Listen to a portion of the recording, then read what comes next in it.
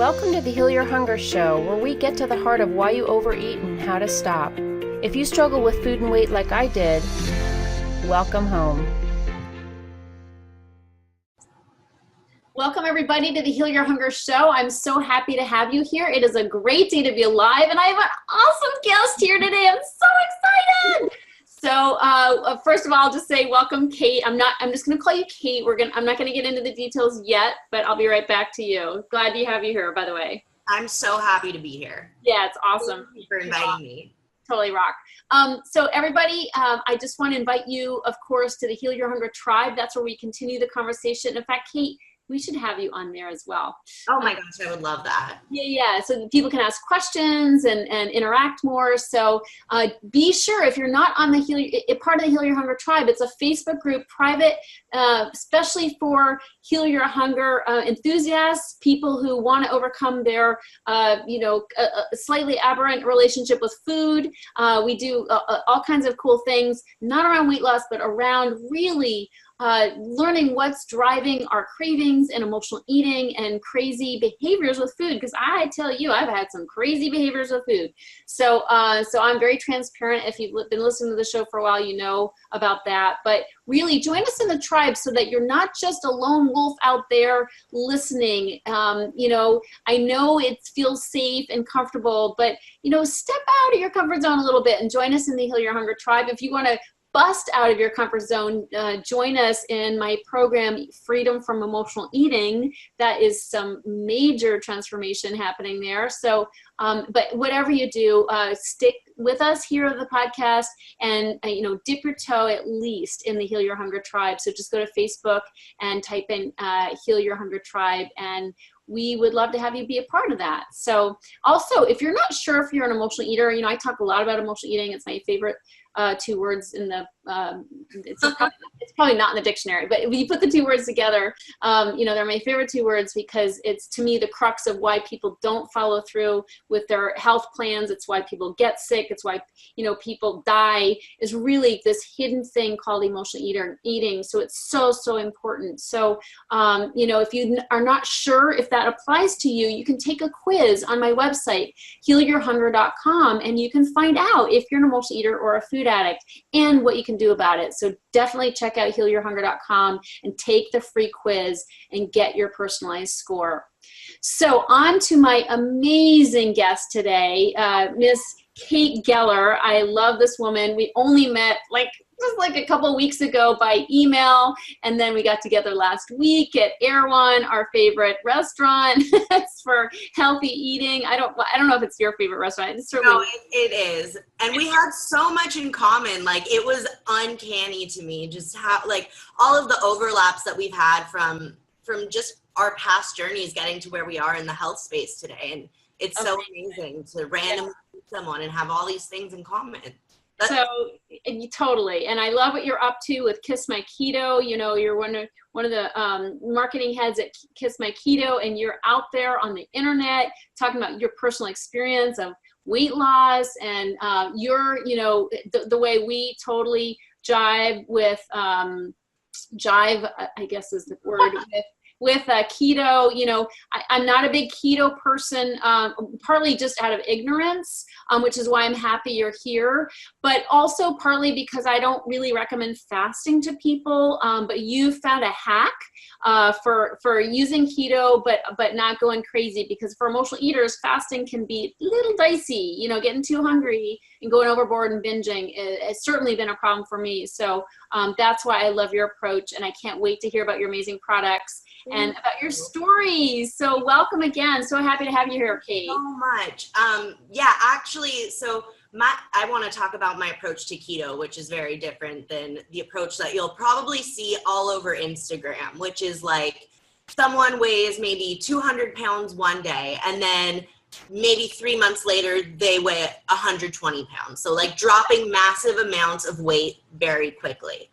And sexy stories that we hear that are very, for emotional eaters, it's that we get hooked by that stuff, and that's how we get screwed by that stuff, right? Exactly. And I should mention that I was an emotional eater. I actually want to touch on my experience in hypnotism a bit later, but Yeah, so as an emotional eater and also someone who has a history of addiction, so I am in recovery from alcoholism, and I also had an addiction to Adderall. So for me, you know, going into any type of new lifestyle, I have to be incredibly cautious of extremes, because if you have an addictive personality, extremes are like, yeah, it's just recipe for disaster. So yeah, let me jump on that roller coaster ride. Go for a ride. yeah, exactly. Like, let me do it the best, the fastest, the hardest, and come out the strongest. Like, that's just the way the addict's mind works. So for me, when I started doing keto when I started working at Kiss My Keto. And going into it, I remember writing in my journal the night before, I literally wrote down, I will not starve myself. I will not let myself suffer. Because if there's one, I'm not going to do anything to put me on a path of suffering like I was in before, you know? So intermittent fasting didn't take a role in my keto journey until many months in. And honestly, I wasn't intermittent fasting intentionally. I was intermittent fasting because keto decreases your appetite. You're eating so much fat that, like, you're really not hungry as often. But it wasn't like me setting out, as many people do, to not eat for like 18 hours a day. So let me interrupt you. And for those who are fairly ignorant about, not, I don't mean ignorant in a bad way, I'm ignorant about it too. So let's fill in the gaps on what, you know, we hear keto, keto, keto, keto, keto, keto, keto. Can you just give us a baseline foundational, you know, explanation of keto? Absolutely. So yeah, it's funny. A very popular misconception is that keto is just about cutting sugar and carbs. That's part of it. But really, like, accurate keto is measuring your macronutrients throughout the day. And so 70 to 75% of your daily food intake should be fat, healthy fats, not like fried Twinkies. And then 15 to 20% is protein, and 5 to 10% is carbs. And in switching around the macronutrients that you're taking, your body goes from getting its energy from glucose to getting its energy from fat. So essentially, you're digesting your own fat to get energy. And really, it's like your entire body just changes the way that it's running. And it can really do, you know, it's very controversial. A lot of people think, like, you know, it can be cause for heart attacks. And the thing is, I don't believe it's a one size fit all lifestyle. It really is a lifestyle. I believe that certain people will really benefit from keto. Like me, I'm an overeater. I have hormonal problems. I have PCOS. It solved my PCOS. I actually got my period for the first time in 6 years on keto. Wow. Yeah, 2 months in. So for like infertility, it's amazing. For depression, it helps with depression because your insulin's not bouncing around everywhere. So, I mean, the benefits are amazing, I think, if you're a person suffering from the things that it can cure. So it's got some real healing benefits. You know, it sounds a lot like the Atkins diet. You're too young to remember the Atkins diet, but I'm sure you know about it now. And a lot of people listening may have been on the Atkins diet at one time. So can you talk about the difference? I know there's a lot of people who got really unhealthy on the Atkins diet. So how, you know, how this isn't just a nouveau twist on the Atkins diet. Yeah, it's really not. And I guess I want to speak more to the fact that you're really counting your specific macros and you're really paying attention to your micronutrients that are going in your body. I mean, there are tons of ways that keto differentiates from the Atkins diet. And if you go on our blog at kissmyketo.com, we have, I believe, 2 or 3 articles on the subject. So I mean, that was like 30, at least, that was like 30 to 40 years ago. So probably, you know, I mean, not probably now, I mean, the products at Kiss My Keto and what's, you know, new health knowledge, we've come a long ways in 35 years.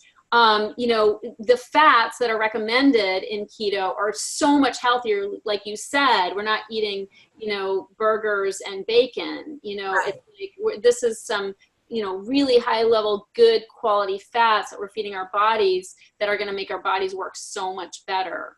Absolutely. And, one of the main objectives of keto dieters is longevity and brain, like cognitive optimization.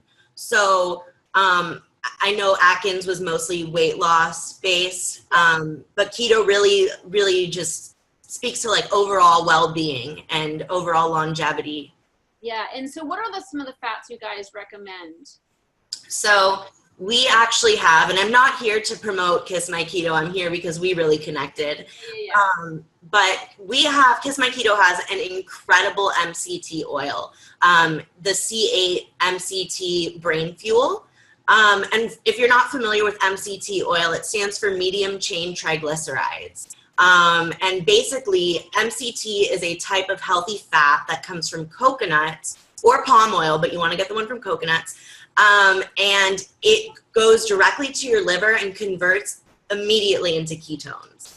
Okay. So it's like we like ketones. Why? So we love ketones. So ketones are the preferred fuel source for the brain. So even when you're not on keto, your body does produce a small amount of ketones while you sleep, and your brain uses that that's like, how do I put that? It's like premium diesel for your brain. Like you're running, you're gonna cross the finish line first, right? So when you're only feeding your body ketones, your brain is like operating on a totally different level. I know that sounds extreme, but a lot of people say keto wipes away brain fog. It helps with depression. It helps you think clear. So ketones, even if you're not in ketosis, you want them. They're great for you. And also when your main source of energy is ketones, you're not having those insulin swings throughout the day. So that's hence the low carb. Yes, hence the low carb. So have you ever tried a high fat diet? I don't think I have tried a sort of high fat diet, but probably not enough of a low carb diet. I mean, the reason why I like this and I want to know more about this is because I generally am very low carb from the reason of being an emotional eater. Carbs, oftentimes will metabolize as sugar, and sugar is very addictive. And so the emotional eater is going to have a harder time not overeating if they're feeding their body carbs. That's why I don't eat rice, because it's like when I eat rice, all I want to eat is rice, and then move on to the hard stuff, like in terms of carbs. Yeah. It's funny. I take a very different approach to keto than Alex and Michael, our co-founders. And I sort of frame it like this. For Alex and Michael, keto is a preventative measure. So like they want to live longer. They have cancer in their families and don't want to get it. Michael was pre-diabetic. But for me, keto is the solution. It's not preventative. I've already had problems, and keto is what's really solving them for me. So I think for the solution-oriented ketoer, as I would call myself, it's important to be careful, because if you're, recovering from a food addiction or some other kind of addiction, you need to be careful of the extremes that come with keto. But if you're well, I don't want to say normal, but like if you don't struggle with the things that I struggle with, I think fasting is great. It has great,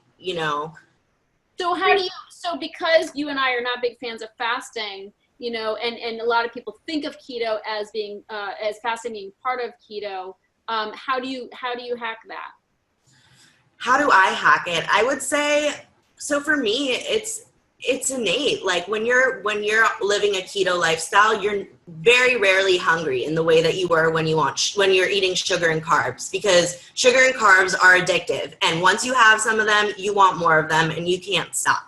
So with eating high fat, healthy fats, it's not like that, because you just are satiated. That need to continue crunching and munching and snacking, it doesn't exist. So, I'm not fasting, I'm not timing, and our co-founders would, they advocate fasting, but I think knowing an individual's situation fasting isn't good for everyone. Yeah. And what I, tell people who are like, ask me about fasting, because people do, clients and such, I say, I'm intermittent fasting, like, without realizing it. If I'm eating, my recommendation for clients is 3-meal magic. There's 3 meals a day with nothing in between. Well, if I'm eating dinner at 5 or 6 or, even 7 p.m. and I'm not eating again till 6 or 7 in the next day, that's 12 hours that I'm putting between my meals. That is some fasting, right? No, 500%. That I'm the same way, except I eat later at night, and which I know is bad, but I eat later at night and I eat my first meal later, like around noon or something. So I'm fasting without a 12-hour deal, probably. Yeah. But like for me, when I did try intermittent fasting, Tricia, like it was a disaster. I would hit this 18 hours or 16 hours, and like I was so ravenous. It was horrible. So yeah. It's no bueno for emotional eaters. No bueno. Yeah. And we know how to suffer. Okay, we passed the suffer test, but we don't need to do it anymore. And that's why I love the 3 meals spaced out, because I know my next meal is coming, so I'm not going into that desperate, panic mode of getting too hungry. Plus, I've had way too much experience of getting way too hungry by putting way too much time between my meals. Dinner to breakfast doesn't count to me. It's not that hard because I'm sleeping, but during the day, if I have more than 6 hours between meals, I get super hungry. And if I get way too hungry, it ends up being like 8 hours or something, because I'm going out to dinner and it gets later and later. Then, what happens is my body doesn't know I've eaten. Like, even though I start eating, it takes longer for my body to realize we're not in starvation. We're going to be okay. We don't have to eat everything in sight, so that's just another problem, I think, for emotional eaters, is that sort of deep lying fear. Like, we have a real fear of not getting what we need. So going too long will ignite that fear. 100%. And that's why I might not even be that hungry at the end of the fast, but I just dive right into the cabinet. I mean, like the pantry. Yeah. So that's super cool. I love learning about this stuff. And you've had an amazing, weight loss. You're still on your journey. I mean, it's crazy. Yeah, I'm still on my journey. There's a video on kissmyketo.com of me when I started, and this was 10 months ago. And I mean, I look at myself and I just feel sad for the girl who's standing in front of the camera, just because like my lack of coping skills got me to that point. I'm 5'1", so I've always been very petite.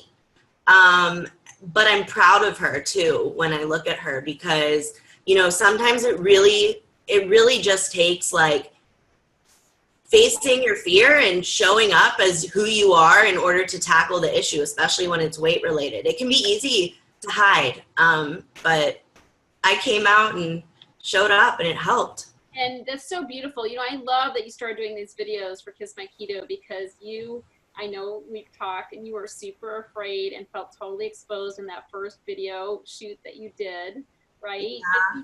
You did it. And look at how many people you inspired by doing that. And I want to comment on that specifically, because I have clients who take my programs, but they don't jump on the video calls that we have. And they can call in. Some of them don't even call in, but they're missing out on that growth experience of being seen and realizing like you're so much more than just your body size, and it's like, and you're beautiful on account of everything that we see in the video, but people are so self-judgmental that they won't even allow themselves that experience. And of course, when we connect and are in community, it just heals us so much faster. So I just really congratulate you on walking through that step of like just exposing yourself and being like, here I am, here I am. Yeah. Especially when you were thin and you gained a lot of weight, which is a really, I know that's a painful experience. Yeah, it was. And I mean, really, it even caused me to drop friends. Like, I was so embarrassed by how much weight I gained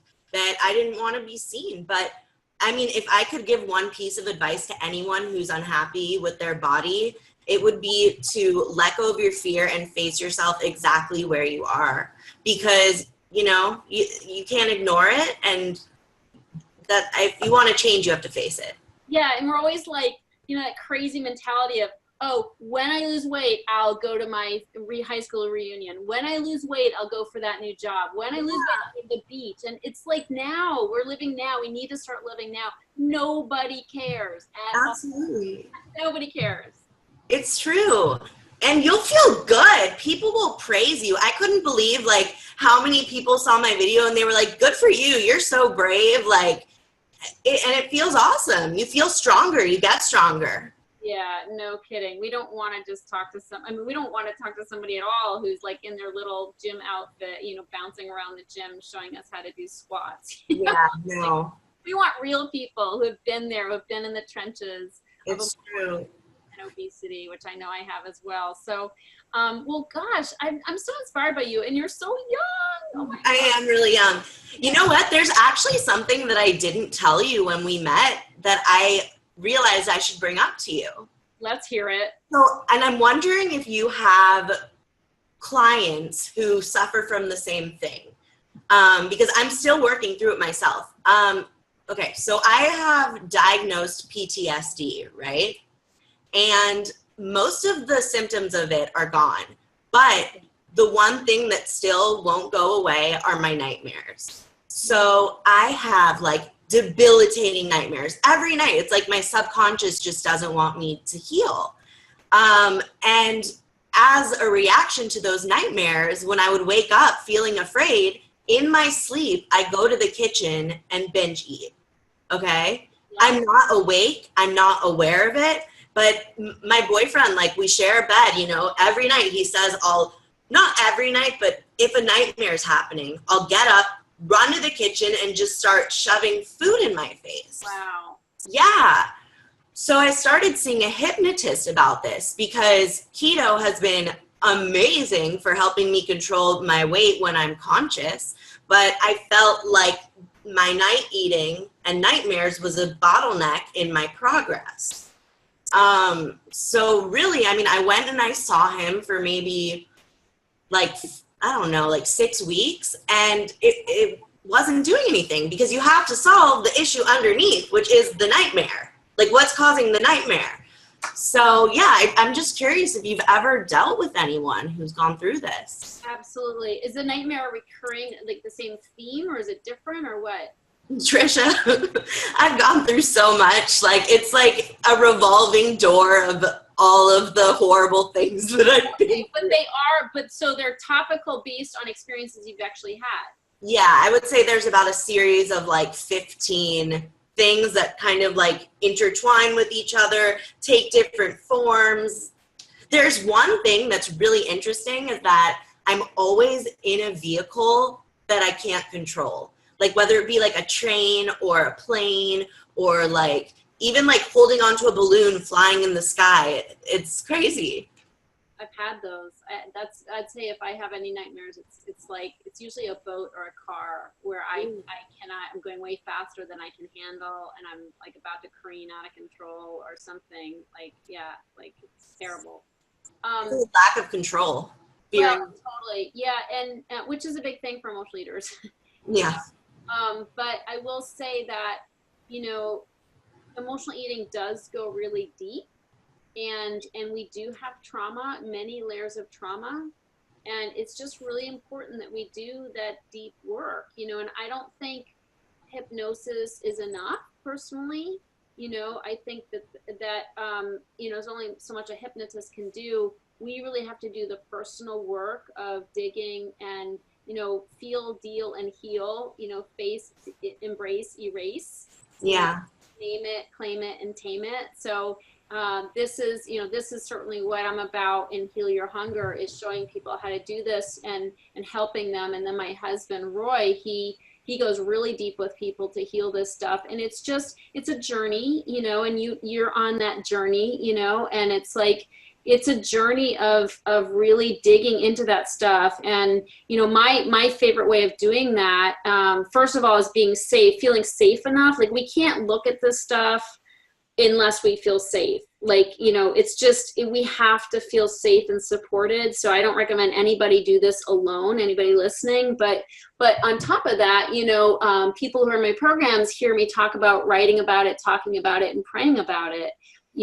because writing I find to be so helpful for digging into our subconscious. It's such an easy tool. It's why we don't do it, because it actually does tap into our subconscious, excuse me, our subconscious, and we do uncover things that we were not conscious of, and but incredibly freeing. So I get my clients on a writing, like a daily writing routine, in addition to meditation, in addition to prayer and spiritual readings. That's amazing. Yeah, so it's just, it works together to really start to uncover that stuff in your subconscious, because it's deep, it runs deep, and the nightmares are, they actually are, as painful as they are, it's a way of your body trying to detox from the pain, and so the good news is your body and your mind and spirit want so much for you to be free, that it's using dreams to try to expunge that stuff. But obviously you don't want to spend your life, nighttime eating and having nightmares. Like, that's really not healthy in the long run. So there's definitely tools that can help you dig into that stuff, and we can of course talk about that. And I'm just here to support you in that, but you're not alone. That's the important thing, is so many emotional eaters have that experience. Yeah. I mean, it's crazy. When we go on work trips for Kiss My Keto, no one wants to share a hotel room with me. Seriously, I get very, very violent. And wow. Yeah. And my boyfriend, we put chain locks on the fridge and on our cabinet, to try and stop me. And I would fight with him. I'm not crazy. I'm crazy in a good way, everyone. But really, he calls me his little football player, because I'll dodge him and do anything to get to that food. That's amazing. Yeah. Sweetheart. Well, there's a solution. There's definitely a solution for that. I'm so glad. You're so beautiful in the way you're transparent about everything. Thank you. Endearing quality. Thank you so much. Hey, I mean, I feel like if someone is in a position to be candid about the things they're ashamed of and don't share it, then they're doing a disservice to society, because we all walk around wearing such masks and trying to look perfect and trying to put filters on our Instagrams and trying to appear like we don't have any problems. And honestly, the first thing I did when I found out we had a large audience or customer base was share my flaws, because I don't believe there's enough of that. That's so sweet. Now, if people want to try your products, can we put a link in the show notes that will take them to some yummy, cool gift? Yes, absolutely. Actually, I wanted to offer everyone a free sign up to our Keto Academy. So it's basically a free 3-hour course to becoming a keto expert. You don't have to take the whole thing. You don't have to even do it because you want to be keto. But if you are wondering, what is this crazy way of eating? What is this crazy way of life? We've put it together. It's very organic. It's very easy to follow and fun. So, awesome. So put a link to that in the show bio. Yeah, that'd be great. Yeah. Cool. So we're going to everybody just go to the show notes at healyourhunger.com. And click on that, and you'll get a free admission to the Keto Academy. Keto Academy. So everyone thinks it's Keto Academy, but it's Keto Academy. Yeah, I like that. That's super cute. Well, so good to have you here. I so appreciate you and your enthusiasm and bringing, really shedding a new light on the whole keto journey and certainly your personal experience. So congratulations for that. And thank you. Thank you for inviting me. It's so great to have you. I adore you. And we got to get together for lunch again soon. Okay. I know. I adore you too. I told you right away. Yeah, right back at you. So thanks everybody for tuning in, and I'll see you on the next show. You take care, and make sure to become a part of the Keto Academy. That sounds super fun. I know I'm going to do that as soon as I. Yes, please join it. You'll love it. Cool beans. Thanks, my dear. Thank you. If you enjoyed this podcast and want to get free support, insider health info, exclusive invites to events, and more, visit healyourhunger.com.